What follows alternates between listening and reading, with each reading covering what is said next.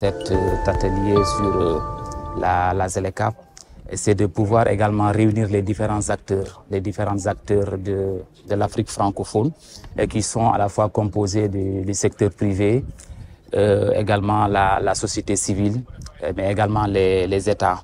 Quand on parle du secteur privé, il faut dire que cet instrument de politique commerciale qui est la zone de libre-échange continentale devrait être une aubaine pour le secteur privé parce que ça leur permet de pouvoir se déployer au-delà de leurs frontières naturelles, au-delà de leurs frontières habituelles pour pouvoir gagner les autres marchés africains.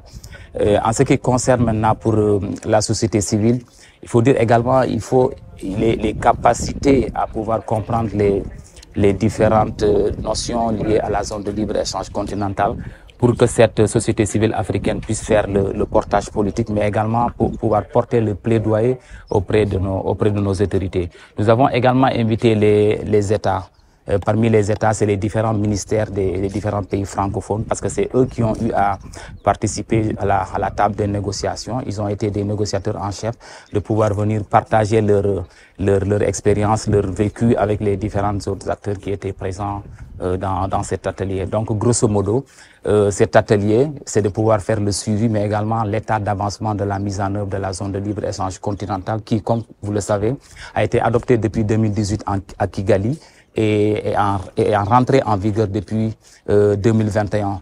Mais aujourd'hui, on se rend compte que la mise en œuvre est à son état de balbutiement. Donc, il faut dire que depuis la rentrée en vigueur, il y a jusque 7 à 8 États qui l'ont mis en œuvre. Donc pourquoi les autres États n'ont pas mis ça en œuvre? Donc nous essayons également de voir à travers cet atelier que nous sommes. Vous savez, la zone de libre-échange continentale a été la mise en œuvre, c'est la mise en vigueur, c'est rentré en vigueur en 2023. Mais depuis que la zone de libre-échange continentale est rentrée en vigueur, on s'est rendu compte que les échanges sont plus ou moins faibles. Donc c'est pourquoi la zone de libre-échange continentale a pensé à travers la mise en place du secrétariat de la ZLECAf à mettre en place un certain nombre de dispositifs.